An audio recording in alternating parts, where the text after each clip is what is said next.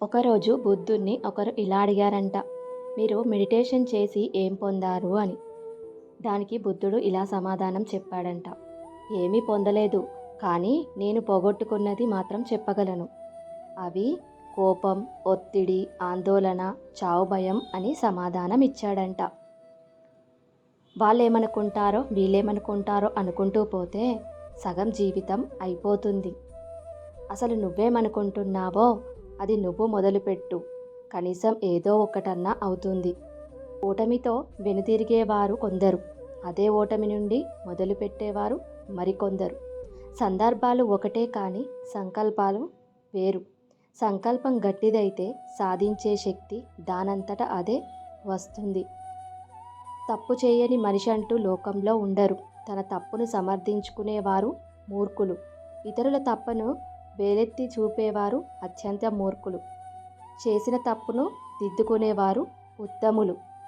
ప్రశాంతంగా జీవించాలనుకుంటే ఎదుటివారు మారాలని ఆశించకండి, మార్చాలని ప్రయత్నించకండి, మీరే మారండి. కాళ్ళకి ఏమి గుచ్చుకోకుండా ఉండాలంటే మనం చెప్పులు వేసుకుంటాం, కానీ వీధంతా తివాచీ పరచం కదా.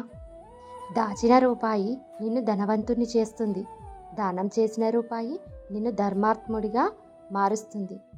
ధనం కాటి వరకే వస్తుంది, ధర్మం దైవం కాళ్ళ దగ్గరకు తీసుకువెళ్తుంది. నిన్న ఉన్న సంతోషం రేపటికి ఉంటుందో లేదో తెలియదు. అలాగే ఈరోజు ఉన్న కష్టం రేపటికి ఉండకపోవచ్చు. కష్ట సుఖాలు వచ్చిపోయే బంధువుల్లాంటివి. ఉన్నది ఒకటే జీవితం, నలుగురితో కలిసిమెలిసి నవ్వుతూ నవ్విస్తూ గడిపేద్దాం. నీతులు నీడనివ్వకపోవచ్చు, కానీ నిజాయితీగా బ్రతికేలా చేస్తాయి. సామెతలు సంపదనివ్వకపోవచ్చు, కానీ మనలో ఆలోచనలను జోడిస్తాయి. కొటేషన్లు కోరికలు తీర్చకపోవచ్చు, కానీ కొత్త అర్థాన్ని చెబుతాయి. మంచి మాటలు మరణాన్ని ఆపలేవు, కానీ మనశ్శాంతిని కలిగేలా చేస్తాయి.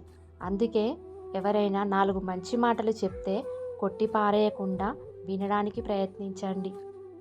ఈరోజు నువ్వు నాకంటే ఒక మెట్టు పైన ఉండొచ్చు, అలా అని గర్వంతో విర్రవీగితే రేపు నేను నీకంటే 2 మెట్లు ఎత్తులో ఉండే రోజు తప్పకుండా వస్తుందనే విషయాన్ని అస్సలు మర్చిపోవద్దు.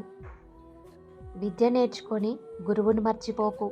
ధనం వచ్చాక స్నేహాన్ని మర్చిపోకు. భార్య వచ్చాక కన్నవారిని మర్చిపోకు. గౌరవం వచ్చాక గతాన్ని మర్చిపోకు. అవసరం తీరాక సహాయపడిన వారిని అస్సలు మర్చిపోకూడదు. అవసరమైతే మాట్లాడు, లేదంటే నిశ్శబ్దంగా ఉండు. సాధ్యమైనంత వరకు సంభాషణలో ఇతరుల ప్రస్తావన వద్దు. ఉత్తమ సంభాషణలు సిద్ధాంతాల చుట్టూ తిరుగుతాయి, నీచమైన సంభాషణలు వ్యక్తుల చుట్టూ తిరుగుతాయి.